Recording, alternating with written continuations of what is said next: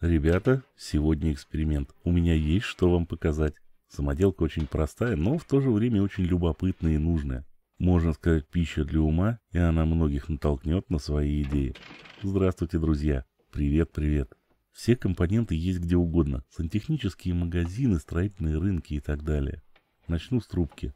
Взял обрезки трубки на соседнем рынке. Трубка 6-миллиметровая, в ней примерно пару метров. Оправкой для нее стал обрезок водопроводной трубы в 32 мм. Сделал примерно 12-13 витков, можно было бы и поменьше. У меня есть целая коллекция форсунок, от самой маленькой до более миллиметра. Купил на том же рынке. При желании можно найти все, что угодно. Подберу именно ту, что нужно, опытным путем. Правда, у них не одинаковая резьба, отличается шаг. Но выход всегда можно найти, на крайняк вообще приклею. Вот такая загогулина получилась. Форсунка будет на конце трубки, приблизительно вот тут. Я ее подрежу и загну, так, чтобы форсунка была по центру диаметра витков. Чтобы была возможность поменять форсунку, и она будет сидеть на резьбе М6.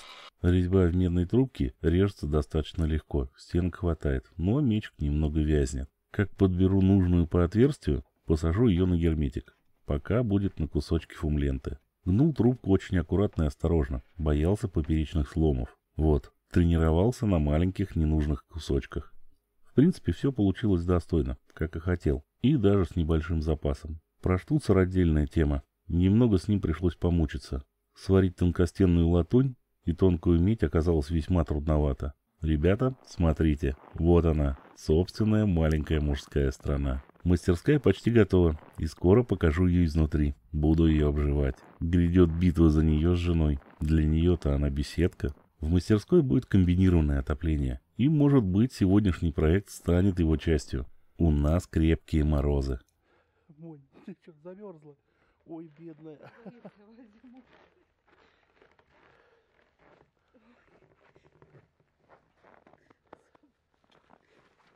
Так, далее. В качестве емкости подобрал несколько вариантов. Обрезок трубы, старый баллон из-под пропана и даже квадрат. По размеру пока большую делать не стал.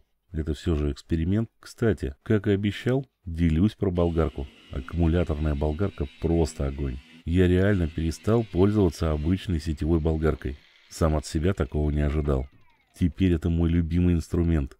На всякий случай оставлю ссылочку. Думаю, многим пригодится. В профиле по бокам будет пара отверстий. У меня есть мечик под резьбу 1/4 дюйма. Дюймовый, к сожалению, у меня один. Поэтому подгадываю все под него. Снизу будет выход, а сверху под маленький манометр. Он просто для испытаний. Хочу посмотреть, какое давление будет внутри и будет ли оно вообще там. Так как на манометре резьба 1/8 дюйма, будет накручиваться переходничок на 1/4.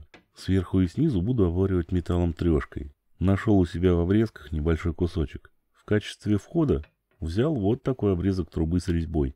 Закрываться будет латунной пробкой с маслостойкой прокладкой. Несколько секунд работы моей новой болгаркой, и все торцы готовы. Чтобы все было аккуратно, пробегусь на гриндере заготовки перед сваркой. Ведь всегда приятно, когда все ровно и подходит друг к другу. Обрезок с резьбой, конечно, тоже зачищаю. Решил поставить перед трубкой небольшой кран, чтобы была возможность какой-никакой регулировки, с возможностью заглушить все это. Если пойдет что-то не так. Это я так думал до испытаний. Из двух разных кранов собрал один. С одной стороны с резьбой 1/4 дюйма, а с другой стороны штуцер под шланг. К нему и приварил потом медную трубку. Но налюбился я с этим швом вдоволь. Надо было просто запаять газовой горелкой, но мы же не ищем легких путей. Получил незабываемый опыт, даже глаз задергался. Соединение крана будет также через сантехнический переходник 1/4 на 1/2 дюйма. Хотя можно было просто вкрутить с герметиком, но тут голос сказал: «Женя, делай с запасом, лишним точно не будет». И я сделал. Как обычно для аккуратности, обработал все на гриндере. К квадрату, в принципе, приварил все без особых трудностей. С присадочным прутком по латуни все вроде легло нормально. Тик-сварка просто чума. Но нужен и полуавтомат, и я вам его скоро покажу. Просто нереально обалденный аппарат. Не буду забегать вперед, скоро сами все увидите. Вообще нужно иногда отдыхать и расслабляться от работы и хобби.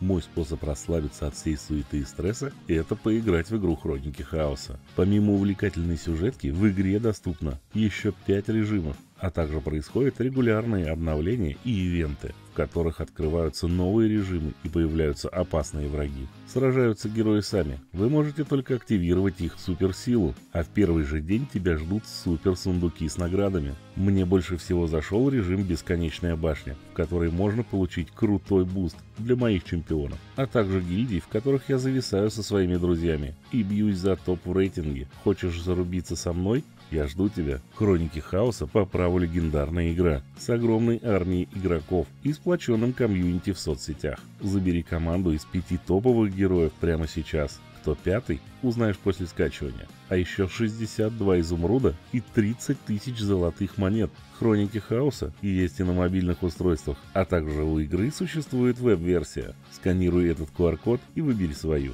Увидимся в игре. Продолжаем. Все, пошел конечный этап. Зачистка для аккуратности и красоты с покраской жаростойкой краской и конечная сборка. Крышкой бака будет обычная сантехзаглушка. Прокладка из маслостойкой резины. Взял в автомагазине. Маленький манометр для контроля давления. Все сажаю на анаэробный герметик. Очень хорошо все фиксирует. Просто намертво и герметично. Он применим как к питьевой воде, так и к газам. Сжиженным газом и антифризом. И это все по металлу. Может, манометр и не понадобится, но для опыта лучше, чтобы он был на всякий случай. Последний штрих, и можно заправлять топливом и начинать испытания. Испытывать буду на очищенном бензине галоша. Я его использую во всех своих примусах. Он не дает нагара при сгорании. Интересно, а отработка и дизель будут работать здесь? Тестить решил ночью, чтобы было лучше все видно. У нас градусов минус 25 с ветерком. Запуск побыстрее с предварительным разогревом, но не тут-то было. Эта штука не собиралась работать так, как было задумано.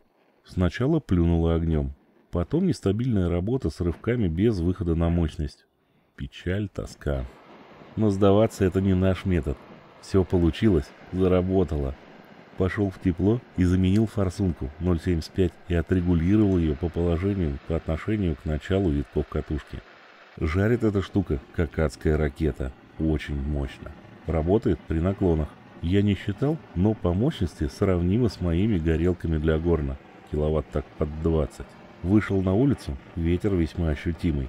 Я бы не сказал, что горелка громкая, но она и особо и не тихая.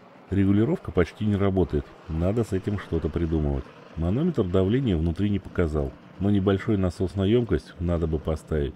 Глушится краном, но достаточно долговато. Модификации ее может быть огромное количество, хоть пламенем вниз. Можно применить как горелку в печь или котел, как уличную или походную плиту. Применение ограничивается только фантазией. Друзья, кому понравилась идея, лайкос, подписка, коммент. Спасибище вам огромное. И я постараюсь побыстрее выпустить новое интересное видео. Я его уже делаю, вам точно понравится. Здоровья и добра вам и вашим близким. Спасибо, что смотрели это видео. Скоро увидимся, друзья. Пока-пока.